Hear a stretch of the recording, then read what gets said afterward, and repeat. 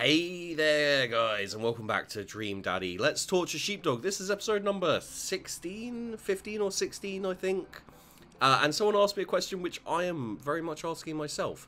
How long is this fucking game? Anyway, let's get right back into it.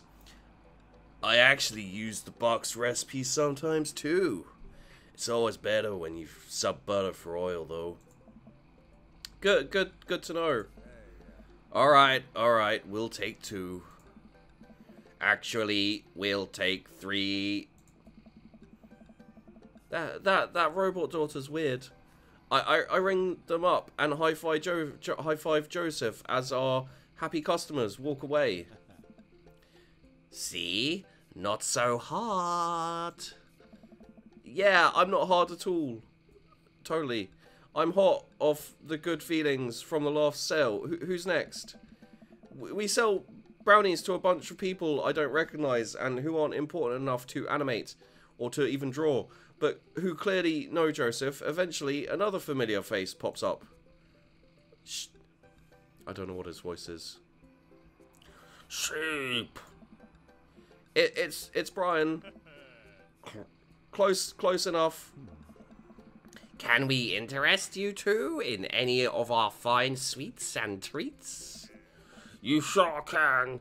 I'll bet I could eat 10 brownies. Nah, people who like Brian are going to be pissed. Must resist urge to be competitive. Let the man bounce. So we'll put you down for 10? Better make it just 2. 1 for me. And 1 for Daisy. Oh. Coming right up. You excited for youth group movie night, Daisy?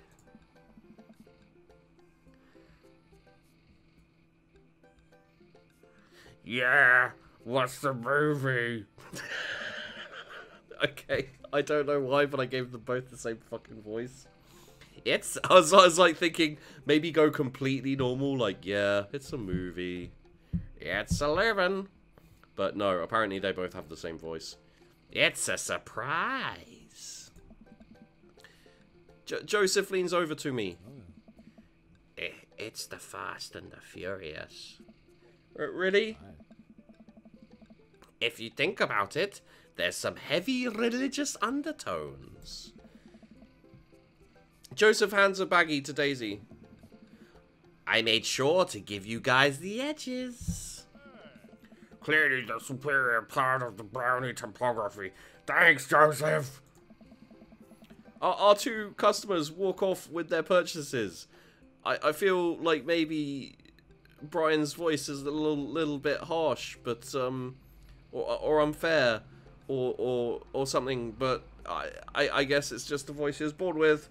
Joseph and I survey our stock. These are selling pretty hot. At this rate, we'll have enough money to pay for a new paint job on the church pews in no time. Wait, what happened to the pews? Ernest spray painted his rapper alias onto them. Young Steinbeck.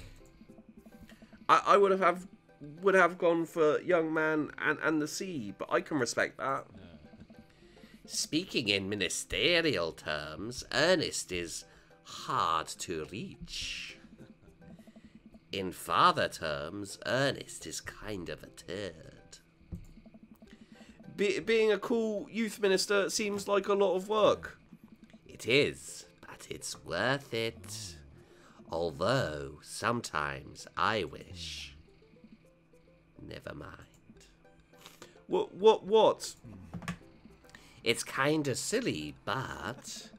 Do you ever wish you could just drop everything and go lounge around on a beach somewhere in the tropics, drinking fruity blended beverages, fall asleep on a hammock, you know, basically live out a Jimmy Buffett song? Joseph, I think about this every single day of my life. My dream is to live in Margaritaville. One day, my friend, one day, we'll be on island time. We make a couple more sales to some more church patrons, Everything seems to be going smoothly. Off in the distance, I spot my old buddy Craig. Craig! He's going to be a hard sell. Craig's a fitness man. I think he comes to these bake sales to test himself. To see if he has the resolve to refuse processed sugar. Are you sure you're ready for this? We go way back. I got this. Craig jogs up to our table, to the table. Craig jogs up to the table with Briar and Hazel in tow. They're each finishing an ice cream cone, so it's unlikely we're gonna sell them on brownies too. Is Craig what's the name of the guy in that Arnold Schwarzenegger Mars thing? What is the name of that guy? Quee? His name's like Quee or something like that. He is no Quato in Total Recall. Is he Quato in Total Recall? Because he's always got that baby on his stomach. Anyway, probably won't be able to sell any to the baby. She's impossible to read. It all comes down to Craig. Hey, bros.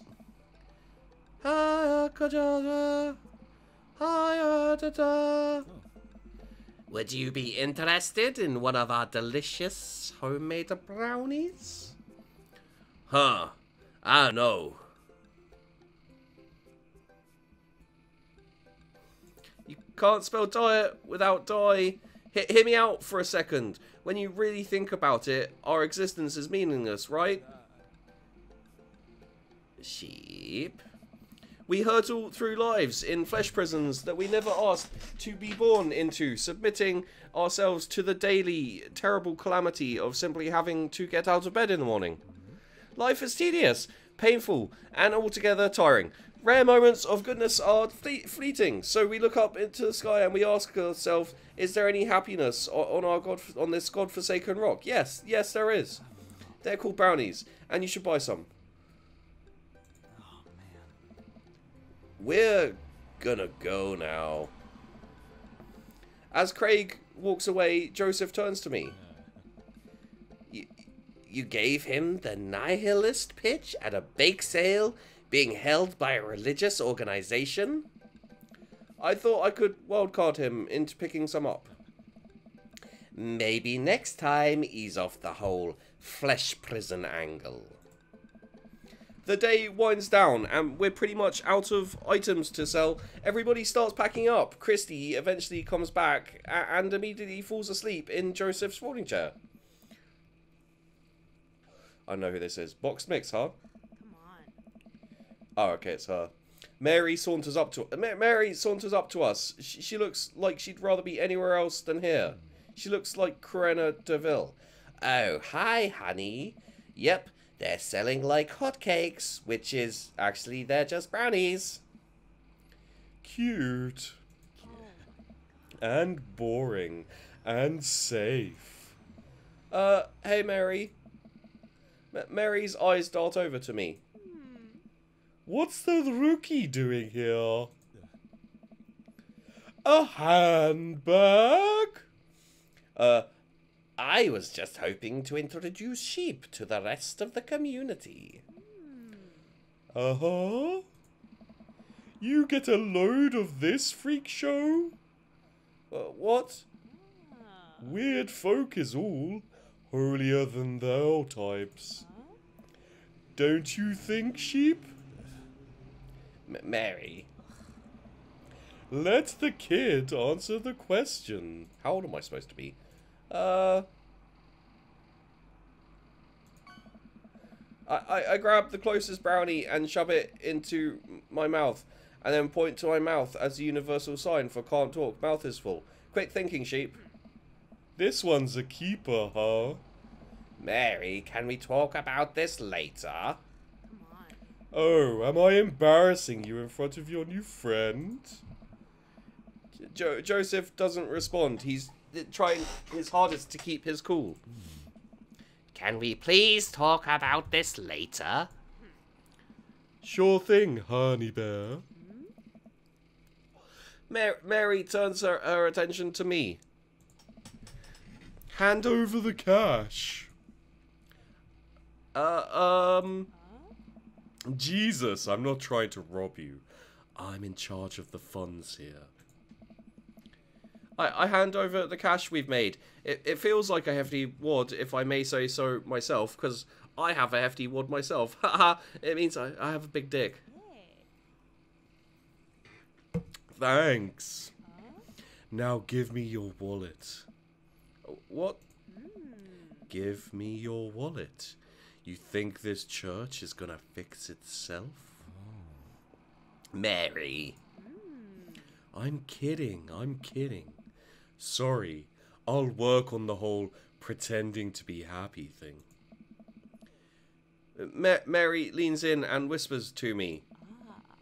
He's really good at it. Mary walks off without saying goodbye. Yeesh. I'm really sorry about that. Brownies fix everything. This brownie will alleviate the situation. I take a brownie in half, offering it to Joseph. He takes it. We eat. How's that feel? Oh, shit. Better. You ready to head out? Joseph and I load the folding tables back into the car. Christy nods off the moment Joseph straps her into the car seat. She was already asleep, so I don't know how she fell asleep twice. I drop Joseph off in front of his house. A small yawn sneaks out of me. Looks like I tuckered you out, huh? I'm a sleepy dad. I think I might finally be crashing from all the sugar. Ha! I won't keep you up then. Thanks. There's no need to make that noise. Thanks for helping out today. 'Cause this is what you sound like, bitch. You can't go, oh. Happy to do it. Also happy to eat brownies. Well, next time I promise we'll do something a bit more exciting and a bit less free labor. And I'm very sorry about the whole thing with Mary. You shouldn't have had to see that. It's fine, really. I know. But first, hang out. Domestic problems aren't a good look. You barely know me. Let me make you up to next... You know what? Let me make it up to you next time. It won't be Margaritaville, but we'll do something fun. Promise. I smile. I'd like that. Oh, and one last thing. Joseph tosses a cling wrap brownie through the window. It hits me in the face, but I'm able to catch it. It's the last one. You earned it. Joseph, please don't leave me alone with this brownie. Nope. Too late. I'm already walking away. But... Bye! Joseph walks up to his home. He waves at me before carrying Christy inside. Well, looks like it's just you and me, brownie. I've had too many brownies. I don't need them now because, you know, there's no, like, social thing going on. I pocket the brownie. This might come in handy down the road. I step inside to find Amanda doing homework on the couch. Hey, Father Unit. Hi, child that I'm required by law to care for. How's homework? It's really fun and educational. Really? How long have you known me for? Right. How was the bake sale? Good. I think I really could have made a good life for myself as a brownie salesman. Glad to hear it. So what? Were there any extra brownies? Or did you maybe sneak one? Or... I think for a moment and realised that I still have the brownie that Joseph gave me. This would probably do better in someone else's stomach than mine. Heads up. Wait. I hurl the brownie towards Amanda. It hits the wall behind her and falls on the ground.